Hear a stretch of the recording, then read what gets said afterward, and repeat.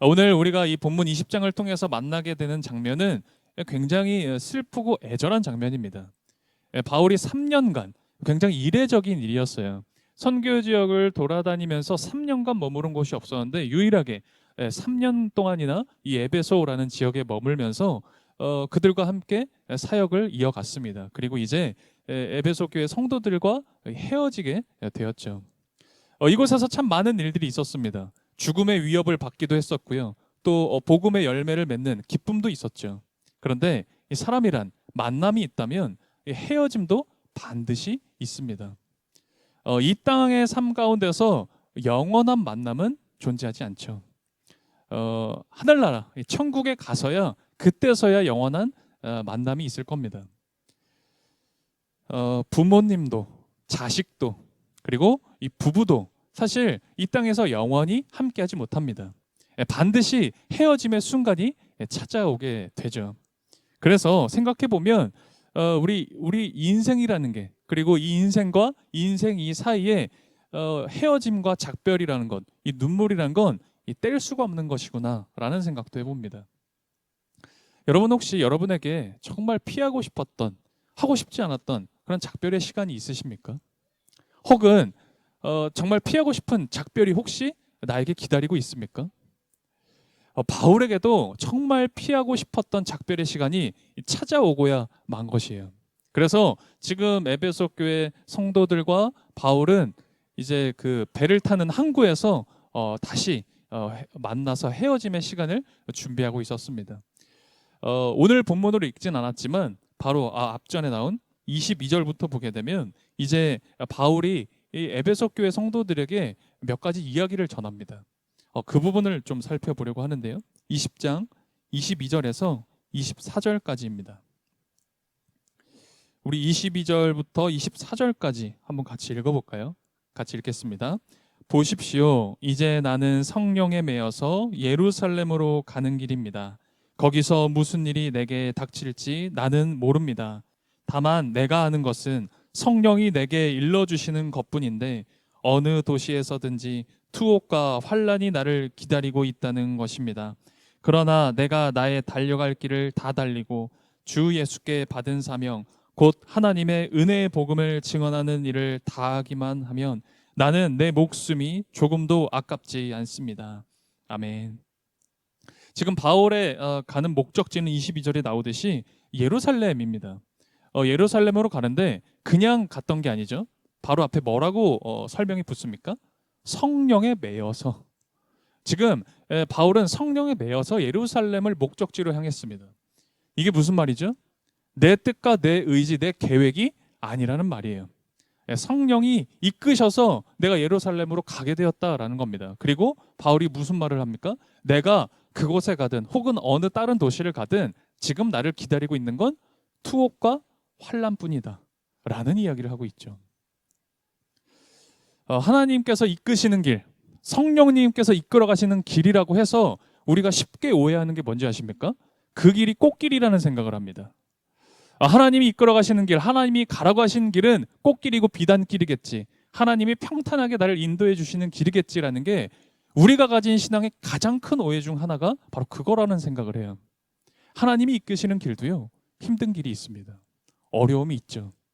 그런데 우리가 교회 생활을 하고 신앙 생활을 한다고 하지만 어려움이 있으면 안 될 거라는 생각을 합니다.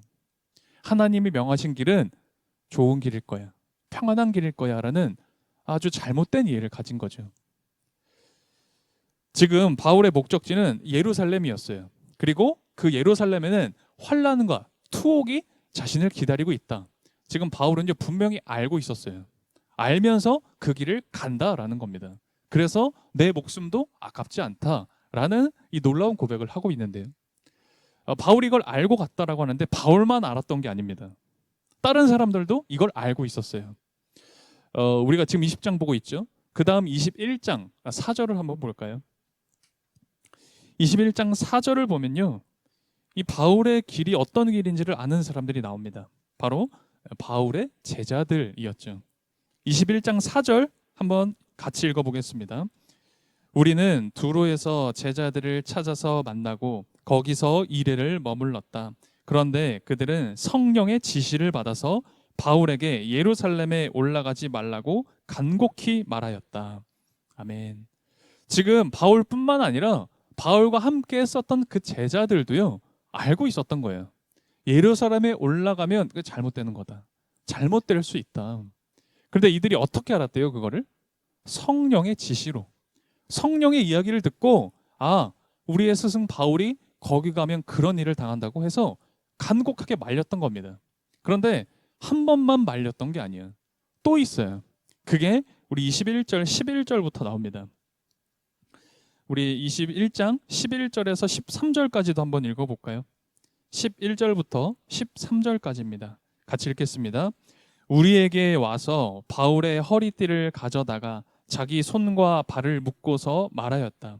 유대 사람이 예루살렘에서 이 허리띠 임자를 이와 같이 묶어서 이방 사람의 손에 넘겨줄 것이라고 성령이 말씀하십니다. 이 말을 듣고 그곳 사람들과 함께 우리는 바울에게 예루살렘으로 올라가지 말라고 간곡히 만류하였다. 그때 바울이 대답하였다. 왜들 이렇게 울면서 내 마음을 아프게 하십니까? 나는 주 예수의 이름을 위해서 예루살렘에서 결박을 당할 것뿐만 아니라 죽을 것까지도 각오하고 있습니다. 아멘. 지금 두 번에 걸쳐서 제자들이요, 예루살렘에 가지 말 것을 간곡하게 부탁하는 거예요. 심지어 바울이 메고 있던 허리띠를 가지고 이렇게 두 손과 두 발이 묶여서 이렇게 도살장에 끌려가는 것처럼 너가 끌려갈 거다 퍼포먼스까지 보여주면서 부탁했던 거예요. 제발 가지 마라. 너 가면 그냥 죽을 수밖에 없다라고 말이에요. 그런데 바울에게도 그리고 그 제자들에게도 성령의 이야기를 듣고 그것을 알았다고 했잖아요. 바울이 예루살렘에 가면 환난과 고난이 있을 것, 성령에 매여서 그걸 알게 됐고요. 제자들도 어떻게 알았어요? 성령의 이야기를 듣고 성령의 지시를 받고 알았습니다. 누가 맞는 거예요? 누구 성령이 맞는 겁니까? 분명히 성령의 말씀과 지시를 받았다고 하는데 반응이 달라요. 의견이 다릅니다. 누구 성령이 맞습니까? 누군 것 같아요? 그래도 바울? 그래도 바울이 맞겠지. 아니야, 제자들도 맞겠지. 여러분, 둘 다 맞습니다. 둘 다 성령의 그 이야기가 맞는 거예요. 왜냐하면 지금 바울이 성령에 매여서 성령의 말씀을 듣고 예루살렘으로 가게 되는데요. 바울을 성령님은 준비시켜 주셨던 거예요. 바울에게도 확신을 주셨지만 주변의 제자들에게도 알려주시고 보여주십니다. 바울이 예루살렘에 가야 할 것을 말이에요. 그래서 제자들도 그것을 정확하게 보고 말렸던 겁니다. 바울은 아마 더 확신했을 것 같아요. 나도 이게 하나님의 이끄심이라는 걸 느끼고 있는데, 다른 사람들, 제자들을 통해서도 듣는 걸 알게 되니, 이 길이 진짜 내가 가야 될 길이구나 확신했을 것 같아요. 그리고 사도 바울이 그렇게 얘기하는 거예요. 그 어떤 환난과 죽음이 나를 기다린다고 할지라도 나는 그 길을 가겠다. 나 알고 있다. 근데 알면서 그 길을 가겠다라는 거죠. 제가 여러분들한테 한번 여쭤볼게요. 내가 가는 어떤 길에, 앞으로의 그 일에 어떤 일이 벌어질지, 그리고 어떤 상황이 벌어질지를 뻔히 다 알고 가는 것과 아무것도 모르고 어떤 일이 벌어질지를 모르고 가는 것과 둘 중에 뭐가 더 쉽습니까? 뭐가 더 쉬워요? 모르고 가는 게 쉽습니다. 그 길이 환난의 길이고 고난의 길이라는 걸 알고 가는 건요, 굉장히 어려워요. 비단길, 꽃길 같은 그런 쉬운 길이라면 알고 가면 더 좋겠죠. 그런데 어려운 길을 가야 한다는 걸 잘 알면서 간다는 건 쉽지 않습니다.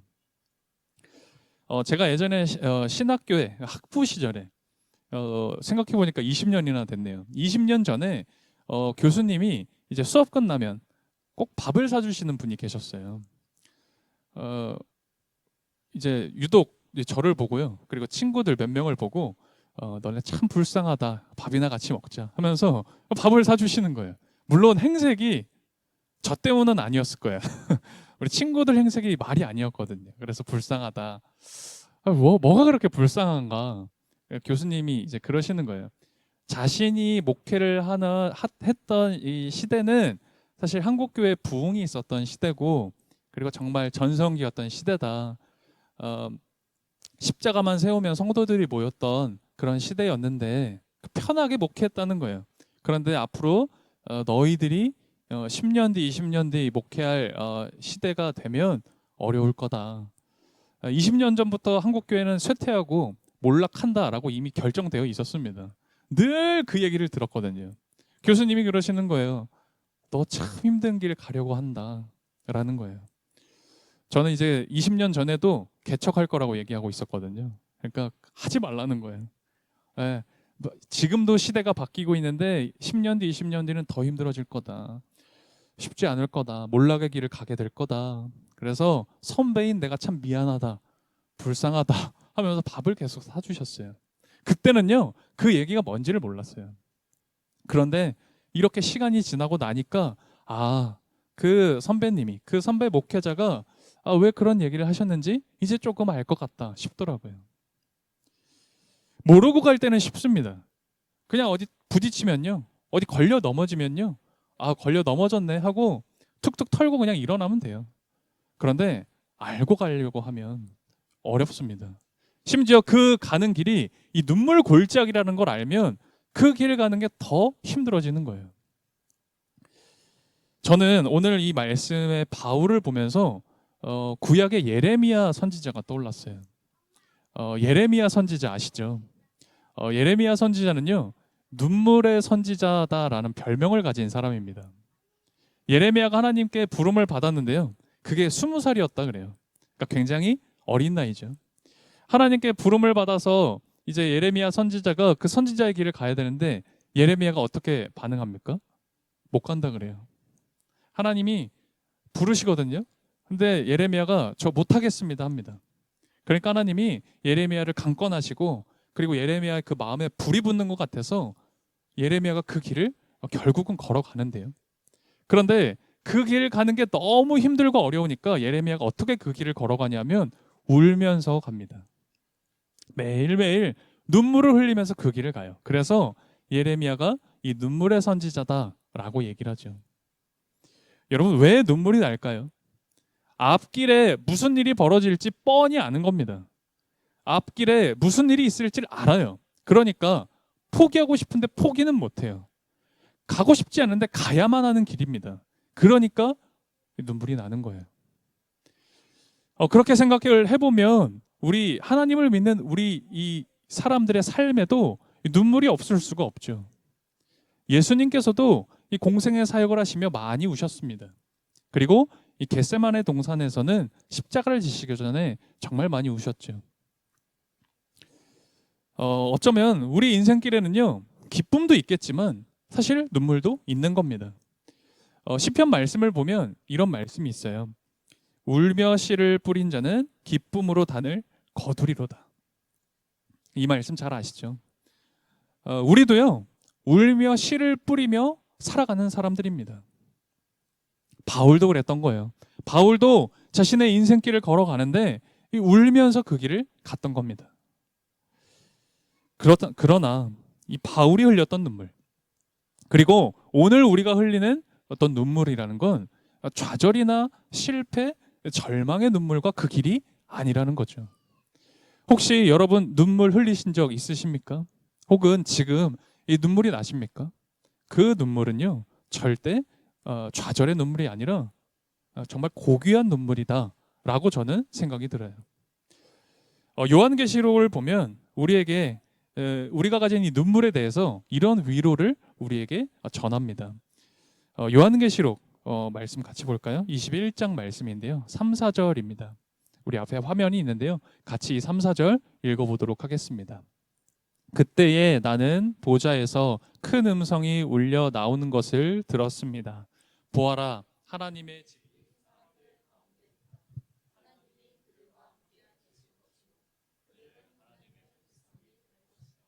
하나님이 친히 그들과 함께 계시고 그들의 눈에서 모든 눈물을 닦아주실 것이니 다시는 죽음이 없고 슬픔도 울부짖음도 고통도 없을 것이다. 이전 것들이 다 사라져 버렸기 때문이다.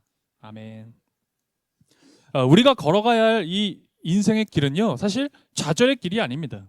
그리고 그 길 가운데 흘리는 눈물이 있다면 그건 절망의 눈물이 아니라는 거죠. 혹시 여러분 눈물 흘리셨습니까? 혹시 지금 나에게 눈물이 있습니까? 여러분 그 눈물을 우리 주님께서 닦아주십니다. 그리고 이전과 같지 않게 우리를 이끌어 주실 것입니다. 오늘 이 말씀이 여러분에게 위로와 소망 되시길 바랍니다. 다시 우리 사도행전 본문으로 돌아보면요, 이제 바울이 에베소 성도들에게 유언과 같은, 이제 사실 다시는 만나지 못하거든요. 그래서 마지막 유언과 같은 작별의 말을 남기는데요. 20장 31절에 보면 이렇게 나와 있어요. 우리 사도행전 20장 31절 32절 우리 두 절, 이 두 절도 한번 같이 읽어보죠. 31절 32절 같이 읽겠습니다. 그러므로 여러분은 깨어 있어서 내가 3년 동안 밤낮 쉬지 않고 각 사람을 눈물로 훈계하던 것을 기억하십시오. 나는 이제 하나님과 그의 은혜로운 말씀에 여러분을 맡깁니다. 하나님의 말씀은 여러분을 튼튼히 세울 수 있고 거룩하게 된 모든 사람들 가운데서 여러분으로 하여금 유업을 차지하게 할 수 있습니다. 아멘. 지금 이제 바울이 에베소를 이렇게 떠나기 직전에 얘기하죠. 여러분은 깨어 있어서, 깨어 있어라라고 얘기하면서 내가 여기 3년 동안 머무를 때 이야기했던 그 가르침, 훈계를 기억해 달라라고 얘기합니다. 우리가 이 장면을 볼 때 이제 바울이 목회를 하면서 이제 떠나고, 그리고 대신 이 에베소 교회 장로들과 성도들에게 교회를 잘 돌봐달라고, 교회를 잘 세워달라고, 교회를 잘 보살펴 달라고 그렇게 부탁하는 것처럼 보이는데요, 사실 그렇지 않습니다. 사실 그들에게 부탁한 것이 아니었어요. 정확하게 32절을 볼까요? 정확하게 이렇게 나와 있습니다. 32절엔 나는 이제 하나님과 그의 은혜로운 말씀에 여러분을 맡긴다 라고 하죠. 바울은 울면서 그 마지막으로 남긴 말이 뭐예요? 그 사람들에게 기억하고 깨어 있어라 라고 말하지만 그 교회와 이 사람들을요, 사람에게 맡긴 게 아니라 하나님과 말씀에 맡긴 겁니다. 여러분 이걸 보면요, 교회라는 건요, 어떤 한 사람의 어떤 영향력이나 리더십으로 세워지는 것, 운영되어지는 게 아니라는 걸 우리가 알 수 있습니다. 만일 어떤 한 사람의 리더십이나 영향력으로 교회가 세워지고 운영이 된다면 그 리더십이 무너지면 교회가 무너지는 거거든요. 근데 교회는 사실 그런 곳이 아니에요. 그래서 바울이 이야기했던 겁니다. 주의 말씀의 훈계를 기억하라고요. 오늘 평화교회도 마찬가지입니다. 어떤 목회자나 어떤 한 사람의 리더십으로 혹은 운영하는 그 능력으로 이 교회가 세워지는 게 아닙니다. 그래서 여러분들이요, 더 매일매일 말씀을 듣고 말씀을 읽고 말씀에 순종하는 그런 성실한 훈련이 여러분에게 필요한 겁니다. 오늘 평화교회는요, 정말 그렇게 사람의 능력과 힘으로 세워지지 않았으면 좋겠어요. 사람의 능력으로 교회 못 세웁니다. 오직 성령과 그 성령의 말씀으로 이 교회가 세워지는 거죠. 여러분 그게 교회의 본질입니다. 그래서 이 사실을 너무나 잘 알았던 바울이기에 눈물이 났고 사람과 헤어짐이 너무나 슬펐지만 하지만 든든한 마음으로 그 에베소 교회를 떠날 수 있었던 거죠. 그리고 20장 36절을 보면 이렇게 나와 있습니다. 36절은 제가 읽어드릴게요. 바울은 말을 마치고 나서 무릎을 꿇고 그들과 함께 기도하였다. 오늘 우리가 이 20장 바울의 또 에베소 교회의 모습을 쭉 살펴보고 있는데요, 여기서 우리가 정말 놓쳐서는 안 될 사실 하나를 발견할 수 있습니다. 36절을 보면 바울이 했던 말을 다 마치고 나서, 그리고 이제 마지막으로 그들과 뭘 하죠? 기도를 합니다. 기도를 한다고요. 여러분들이 하나님을 믿는 성도로 살아가고 계십니다. 그렇다면 여러분과 제가 성도라면 다른 건 다 몰라도요, 이것 한 가지는 꼭 기억해야 돼요. 여러분이 어떤 상황에 계시던, 여러분이 무슨 일을 하고 계시던 기도로 시작하고 기도로 마쳐야 되는 겁니다. 에베소 교회 성도들 입장에서 이제 자신들을 지도해 주던 목회자가 떠납니다. 다른 곳으로 선교를 하러 가요. 그러면 그 교인들 입장에서는요, 그를 떠나 보낼 때 그에게 뭔가를 해줬을 거 아니에요. 해주고 싶었을 거 아니에요. 재정적으로 지원도 해주고 싶고 그렇게 작별을 준비하고 싶었을 겁니다. 필요한 게 있다면 좀 물품도 사주고 싶었을 거고요.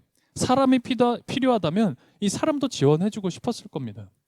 물론 그것도 다 필요하고 중요합니다. 그런데 그들에게 있어서 가장 중요한 지원, 후원, 그 든든한 후원이 뭐였냐? 바로 이 기도의 네트워킹을 계속 이어갔던 거예요. 함께 서로 기도해 줬던 겁니다. 여러분은 혹시 매일 혹은 매일은 아니더라도 정기적으로 이 기도의 제목을 나누는 기도의 동역자가 있으십니까? 저는 몇 그룹 또 몇 명이 있는데요. 그 중에 뭐 예전에 같이 사역과 목회를 함께하던 이 목회자와 이 정기적으로 기도 제목을 나눕니다. 그런 기도의 제목을 듣고 저도 나누고 그러면서 서로에게 관심을 갖기도 하고요. 또 하나님께 기도할 때 하나님이 이루어 주실 것을 믿게 되기도 하고 또 이 기도를 서로 함께 한다는 게 서로를 사랑하는 일이구나라는 걸 많이 깨닫게 됩니다. 저는 다른 건 모르겠어요. 오늘 말씀 보고 여러분이요. 다른 건 다 잊으셔도 됩니다. 잊으면 안 되긴 하지만 다른 건 다 기억 못 하셔도요. 당장에 실천할 수 있는 것을 좀 도전하고 싶어요. 여러분들도요. 기도의 동역자가 있습니까? 여러분 가족 간에 혹은 우리 믿음의 이 지체들, 우리 교회 지체들 가운데, 우리 랑모임 가운데 여러분 기도의 동역자가 있으십니까? 저는요, 여러분이 우리 공동체 안에서 또 친구들 혹은 우리 가족들 가운데 이 기도의 동역자를 세우시길 그리고 함께 기도하는 관계가 세워지기를 좀 도전드려요. 특히 뭐 가족들 간에 함께하기 가장 좋아요. 그런데 또 쉽지 않은 것도 잘 압니다. 부부가요. 예를 들어서 이제 여기 부부들이 좀 계시니까 부부가 갑자기 이제 교회 끝나고 갈 때 나 이런 거 기도 제목이 있는데 혹시 당신은 기도 제목이 뭐야? 라고 하면 보통 어떻게 해요? 기도하게? 기도는 할 줄은 알아? 뭐 이렇게 산통을 확 깨요. 가족 간에 더 그렇습니다, 사실은. 여러분 그러지 마시고요. 그러지 마시고 가족 간에 혹은 우리 공동체 안에서요. 나에게 이런 문제가 좀 절실한데 기도를 부탁한다. 이야기할 수 있었으면 좋겠어요. 여러분 그 이야기를 할 때요. 그 관계성이 달라져요. 그리고 그 관계의 퀄리티가 정말 깊어집니다. 내 관계 안에서 내 관계의 테두리 안에서 그 어떤 누군가에게 무엇을 해주는 것도 중요합니다. 지원하고 후원하는 것도 중요하죠. 그런데 가장 중요한 것, 가장 든든히 세워주고 지탱해주는 건 뭐냐면 기도의 동역자가 되어주는 겁니다. 기도하는 것이죠. 제가 감히 말씀드리지만 기도보다 우리에게 큰 힘이 되는 건 없습니다. 아마 여러분 잘 아실 겁니다. 이 세상 살면서 그 어떤 것보다 기도보다 큰 힘이 되는 건 없어요. 여러분 바울이 그런 기도와 응원을 받고 떠났기 때문에 복음의 여정을 그 마지막까지 감당했던 거 아니겠어요? 바울이 혼자 잘나서 사역했던 겁니까? 절대 그렇지 않죠. 이 에베소 교회 성도들의 기도가 있었기 때문에 그런 뜨거운 따뜻한 기도가 있었기 때문에 바울이라는 그 부족한 사람의 한 사람의 인생이 가능해졌던 겁니다. 특별히 기도가 목마른 시대예요. 요즘 기도 안 하죠. 기도 대신 다른 거 하잖아요. 여러분 기도가 메말라진 이 시대에 아마 다 사실은 우리 기도가 목마를 겁니다. 우리 서로가 기도의 그 목마름을 채워줄 수 있었으면 좋겠어요. 제가 벌써 횟수로는 한 7년 정도 됐겠더라고요. 한 6, 7년 전에 러시아 선교를 갔던 적이 있습니다. 노보니콜스코에라는 이 러시아의 내륙 지방이었어요. 거기에 이제 단기 선교를 갔습니다. 이제 고려인들이 사는 지역이었어요. 그래서 이제 러시아인들과 고려인들이 함께 사는 그 지역에 제가 이제 단기 선교 가게 됐는데 밤 비행기로 출발했어요. 밤 비행기로 출발을 해서 이제 그 노보니콜스코에라는 지역에 또 한참 비행기 도착하면 버스 타고 막 갑니다. 근데 그 우리나라처럼 도로가 되어 있지 않아요. 완전 비포장 도로입니다. 그러니까 막 덜컹덜컹하면서 겨우겨우 도착하니까 새벽 이제 아침인 거예요. 해가 떴습니다. 너무너무 피곤한 거예요. 그래서 거기 있는 이제 단기 선교 멤버들이랑 함께 좀 잠깐 쉬고 사역 정비를 좀 한 다음에 그리고 이제 사역을 시작하자라고 얘기를 했습니다. 굉장히 피곤했는데 얼마 자지 못하고 아침에 일어났는데 이제 그 지역에 아침이 되고 낮이 되고 그 지역을 한번 이렇게 좀 돌아보면서 땅밟기라고 하죠. 우리 땅밟기 기도 좀 하고 그리고 사역을 시작하자라고 하는 거예요. 제가 이제 목회자로 거기 있다 보니까 통솔자였습니다. 근데 이제 그런 얘기를 이제 같이 나누고 나서 솔직한 마음에 저 안 가고 싶었어요. 좀 쉬고 싶었거든요. 근데 갔어요. 안 갈 수가 없죠. 가면서 이제 얘기를 해줬어요. 그 현지 계신 분이 얘기를 해주시는데 정말 멋진 호수가 있다는 거예요. 그래서 그 호수도 보고 네, 그리고 다시 돌아서 사역 시작하자. 알겠다고 가는데 길이 완전 그 자갈밭이에요. 완전 흙밭이고 그리고 가까운 곳이라고 들었는데 너무 먼 거예요. 1시간 정도를 가는 거예요. 러시아 땅이 넓잖아요. 바로 앞이라고 생각했는데 막 엄청나게 길게 가는 거예요. 그리고 동산이긴 한데 살짝 동산인데 막 산 같아요. 느낌이. 너무 힘든 거예요. 그래서 이제 호수가 목적지인데 제가 안 가고 중간에 이렇게 좀 앉아 있었어요. 너무 힘들어가지고. 그리고 돌아오면 그렇게 다시 돌아가려고 그랬어요. 끝까지 안 가고. 근데 이제 같이 가는데 제가 이렇게 특별히 이제 잘 이렇게 케어를 하던 한 형제가 한 명 있었는데 그 형제가 왜 안 가시냐고 목사님 빨리 가요 이렇게 하면서 같이 가자는 거예요. 그래서 나 너무 힘든데 먼저 가라고 하니까 그럼 잠깐 쉬다 오라는 거예요. 자기가 도착하면 할 얘기가 있대요. 줄 게 있다는 거예요. 그래서 뭘 또 줘 그러면서 준다고 하니까 이제 가야죠.